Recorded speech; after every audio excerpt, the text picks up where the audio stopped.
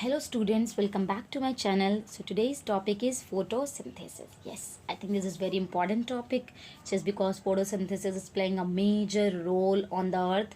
So let's start. Here is the overview of this topic. I have included all these things: introduction, discovery, and then site of photosynthesis, pigments involve, कौन कौन से ऐसे pigments हैं जो involve करते हैं, and then mechanism, उसका mechanism कैसे होता है, factors affecting photosynthesis, and then conclusion. Yes, has a simple picture related to photosynthesis. Yes, we all know कि फोटोसिंथेसिस होता क्या है कि जो प्लांट्स है वो एब्जॉर्ब करते हैं सनलाइट की एनर्जी को in the presence of carbon dioxide, water. They perform their process and has the simple equation 6CO2 plus 6H2O, that in presence of light and chlorophyll they give glucose and oxygen. So let's start. Has the introduction of this topic. Photosynthesis क्या होता है? Is a process by which plants use sunlight, water and carbon dioxide to create oxygen and energy in the form of sugar. उनका काम ये होता है कि वो इन सारी चीज़ों को यूज़ करके अपना जो कहते हैं अपना फूड खुद they prepare their own food, है ना, टू क्रिएट. और उनका एज अ बाई प्रोडक्ट हमें क्या मिल रहा है उनके इस प्रोसेस के through? Oxygen and energy in the form of sugar. Photosynthesis is the only process on the earth by which sun's energy is trapped by autotrophic organism. एक ऐसा process है जिसके थ्रू सन्स की एनर्जी को trap किया जा सकता है and is converted into food for living organism. और उसकी हेल्प से उसको कन्वर्ट कर सकते हैं फूड के फॉर्म में. किसके लिए? लिविंग ऑर्गेनिजम्स के लिए.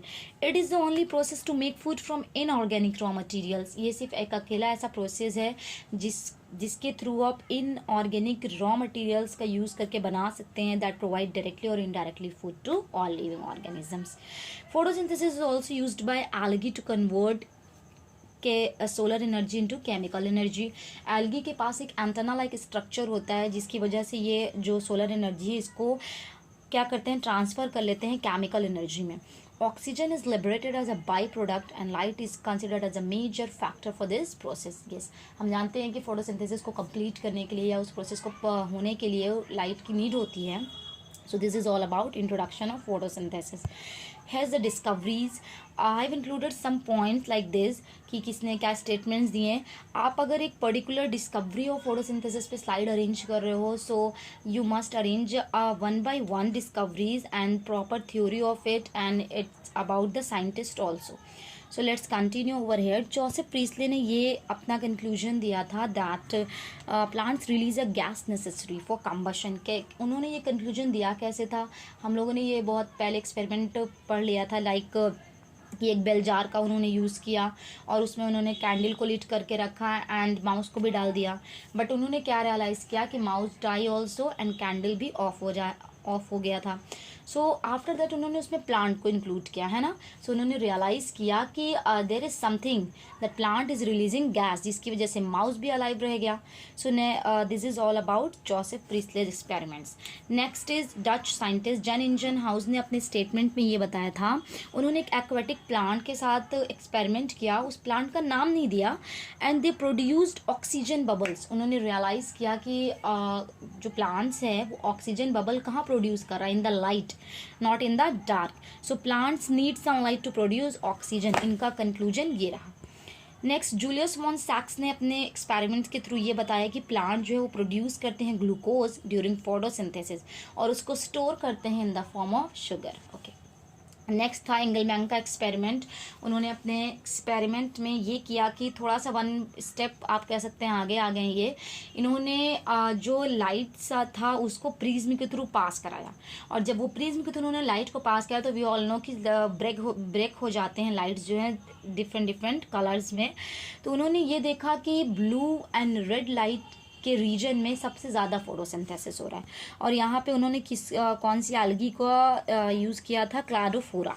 यस, तो इनका कंक्लूजन ये था. Then Samuel Ruben and Martin Kamen का जो स्टेटमेंट था या इन्होंने क्या कंक्लूजन दिया था कि ऑक्सीजन प्रोड्यूस होता है ड्यूरिंग फोटोसिंथेसिस.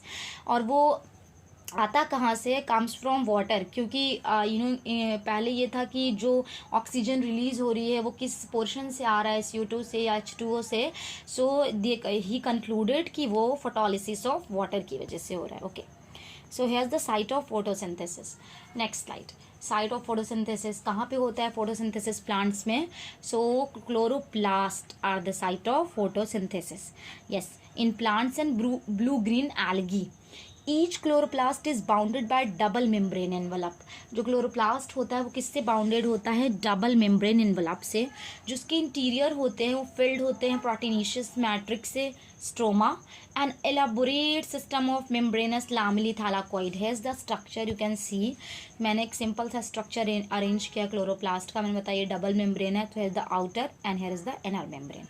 और जो कॉइन्स लाइक स्ट्रक्चर आप देख रहे हैं उसको बोलते हैं थैलाकॉइड्स, एंड इनके ग्रुप ऑफ कॉइन्स को बोला जाता है ग्रेना. और इज द ल्यूमेन और स्ट्रोमा दिस पार्ट को कहते हैं. So this is all about the chloroplast structure. Okay, they are present in green stem. ये कहाँ कहाँ प्रेजेंट होते हैं? ग्रीन स्टेम में होता है, लीव्स में होते हैं, सेपल्स में होते हैं. और leaves of higher plants there may be over 500,000 chloroplast per square millimetre of leaf surface. इतने से डिस्टेंस पे इतने ज़्यादा अमाउंट में क्लोरोप्लास्ट होते हैं. So they are absent in blue green algae and photosynthetic bacteria. लेकिन ये कहाँ पर एब्सेंट होते हैं? BGA में एब्सेंट होते हैं, like that is blue green algae and photosynthetic bacteria also. There photosynthetic pigments are located on membranes. उनके जो फोटोसिंथेटिक पिगमेंट्स होते हैं वो कहाँ पे लोकेटेड होते हैं? मेम्ब्रेन्स पे. Green plants have 2 types of photosynthetic units. वो क्या हैं? These are called photo systems और pigment system first and second. Yes, ये बहुत ही मेजर रोल है इनका, भी आप आगे पढ़ेंगे, आपने पढ़ा ही होगा. सो this is the slide. So let's continue from here. Conditions necessary for photosynthesis. कौन कौन से ऐसे कंडीशंस हैं जो नेसेसरी हैं फोटोसिंथेसिस के प्रोसेस के लिए? Sunlight, chlorophyll, carbon dioxide and water. Yes. Next is pigments involve in photosynthesis. अब आप बताइए कि पिगमेंट्स क्या होते हैं. और पिगमेंट्स जो है वो एक ऐसे मॉलिक्यूल्स होते हैं जो रिस्पॉन्सिबल होते हैं क्या? एब्जॉर्ब करने के लिए रेडिएशंस, और ट्रांसफ़र करते हैं energy of the absorb radiation to the reaction centre. और जब फोटोसिंथेसिस का प्रोसेस होना स्टार्ट होता है तो जो मैंने अभी ऊपर एक photo system first and second का एक नेम लिया था, वो इसीलिए होता है क्योंकि जब लाइट पड़ती है तो एक्साइटेड हो जाते हैं इलेक्ट्रॉन्स. ओके, सो पिगमेंट्स का काम वहाँ पे यही होता है. पिगमेंट्स जो इन्वॉल्व होते हैं like chlorophyll, carotenoids, phycobilins. Chlorophyll जो होता है वो बहुत टाइप का होता है, लाइक ABCDE. ठीक, but chlorophyll A is called universal photosynthetic pigment. Chlorophyll A को क्या कहा जाता है? Universal photosynthetic pigment. It is also regarded as primary photosynthetic pigment. इनको प्राइमरी फोटोसिंथेटिक पिगमेंट भी कहा जाता है, एंड ग्रीन फोटोसिंथेटिक पिगमेंट्स भी कहा जाता है. और ये प्रेजेंट होते हैं इन ऑल फोटो ऑटोट्रॉफ्स. ये कहाँ प्रेजेंट होते हैं? ऑलमोस्ट ऑल फोटो ऑटोट्रॉफ्स में. नेक्स्ट होता है आपको कैरोटेनॉइड्स. कैरोटेनॉइड्स क्या होते हैं? कैरोटेनॉइड्स 2 तरह के होते हैं, कैरोटीन एंड ज़ैंथोफिल्स जो होते हैं. जितने भी कैरोटेनॉइड्स होते हैं, यस स्टूडेंट्स, जितने भी कैरोटेनॉइड्स होते हैं उनका काम क्या होता है कि ये जो है एब्जॉर्ब करते हैं. All photosynthetic organism possess pigments absorb light between the red and blue regions of spectrum. और दूसरी चीज़ क्या होती है? कैरोटेनॉइड्स और ऑफ 2 टाइप्स. यहाँ पे मैंने अरेंज किया है, आप देख सकते हैं, कैरोटीन एंड ज़ैंथोफिल्स. कैरोटीन्स जो होते हैं वो अनसैचुरेटेड हाइड्रोकार्बन होते हैं और ऑरेंज रेड इन कलर होता है इनका. और ज़ैंथोफिल्स जो होते हैं वो येलो इन कलर होते हैं. Okay, so this is all about carotenoids. And then phycobilins जो होते हैं आर वाटर सॉल्युबल पिगमेंट्स.